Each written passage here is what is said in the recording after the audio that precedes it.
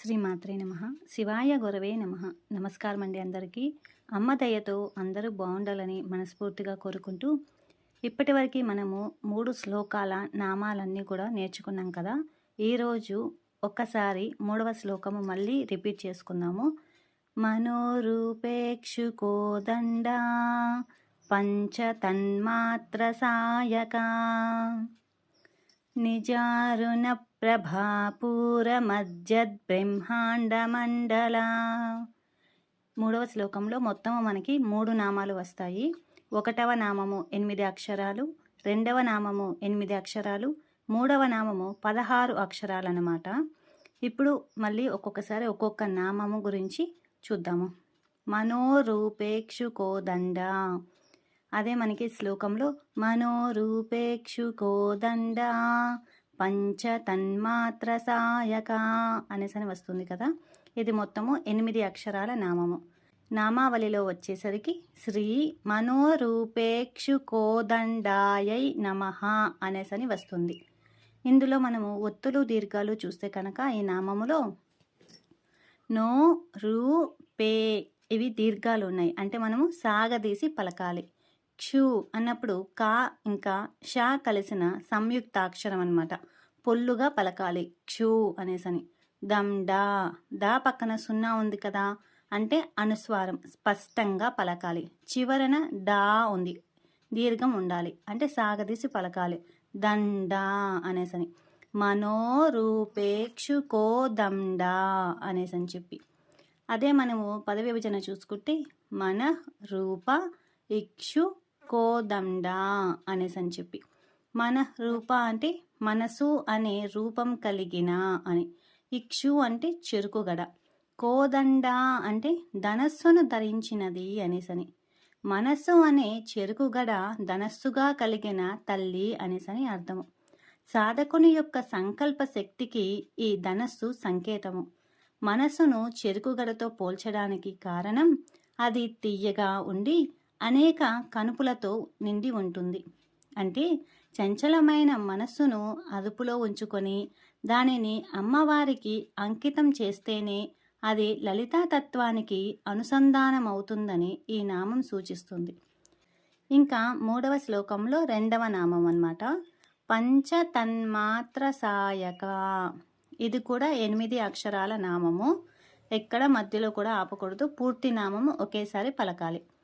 అదే మనకి నామావళిలో వచ్చేసరికి శ్రీ పంచతన్మాత్ర సాయకాయై నమః అనేసని వస్తుంది. ఇంకా ఇందులో ఒత్తులు దీర్ఘాలు చూస్తే కనుక పం అంటే పా పక్కన 0 ఉంది, అనుస్వారము స్పష్టంగా పలకాలి. తన్ అంటే తా పక్కన నా పొల్లు ఉంది, తన్. మా అంటే మాకు దీర్ఘం ఉంది, అంటే సాగదీసి పలకాలి. త్రా అంటే తా కింద రావత్తు ఉంది, ఇది సంయుక్తాక్షరం అన్నమాట. ఇంకా సా కా వీటికి కూడా దీర్ఘాలు ఉన్నాయి, సాగదీసి పలకాలి. మొత్తం నామం చూస్తే పంచతన్మాత్ర సాయక, పంచతన్మాత్ర సాయక అనేసని చెప్పాలి. పద విభజన చూసుకుంటే పంచ తన్మాత్ర సాయక అనేసని వస్తుంది. పంచ అంటే 5 అని, తన్మాత్ర అంటే శబ్ద స్పర్శ రూప రస గంధములు అనమాట. సాయక అంటే బాణములుగా కలిగినది అని. అమ్మవారి కుడి చేతిలో 5 పుష్ప బాణాలు ఉంటాయి. ఇవి మన 5 జ్ఞానేంద్రియాలకు మూలమైన తన్మాత్రలకు ప్రతీక అన్నమాట. బాణం ఎలాగైతే లక్ష్యాన్ని చేరుతుందో ఈ ఇంద్రియాలు కూడా బాహ్య ప్రపంచంలోని విషయాలను గ్రహిస్తాయి.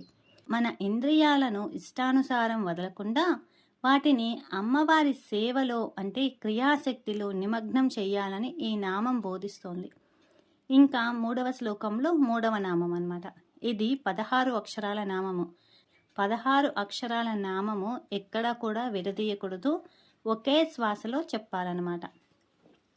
నిజారుణ ప్రభాపూరమజ్జద్బ్రహ్మాండమండలా.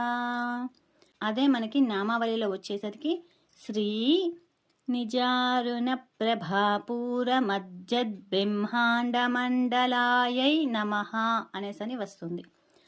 సంస్కృత వ్యాకరణ ప్రకారము సంయుక్త అక్షరాలను కలిపి లెక్కేస్తారనమాట. అందుకనే 16 అక్షరాలు ఉంటాయి ఈ నామములో. ఈ నామంలో ఒత్తులు దీర్ఘాలు చూస్తే కనుక నీ అనేది త్వరగా పలకాలి. జా అనేది దీర్ఘం ఉంది కదా, సాగదీసి పలకాలి. రుణ అన నాలుకను పైకి మడిచి పలకాలి. రుణ అనేసని చెప్పి. ప్ర అన్నప్పుడు పా కింద రావత్తు వచ్చింది. భా అన్నప్పుడు బా అనేది మహాప్రాణ అక్షరము, ఒత్తు ఉంది, ఇంకా దీర్ఘం కూడా ఉంది, అందుకని నొక్కి సాగదీయాలి భా అనేసని చెప్పి. పూ అన్నప్పుడు పాకి కొమ్ము దీర్ఘం ఉంది, సాగదీసి పలకాలి. ఇంకా రా మా ఇవి వచ్చేసి సాధారణమైనవి. జద్ ఇక్కడ జా కింద జావత్తు వచ్చి ద పొల్లు వచ్చిందనమాట. జద్ అనేసని చెప్పి.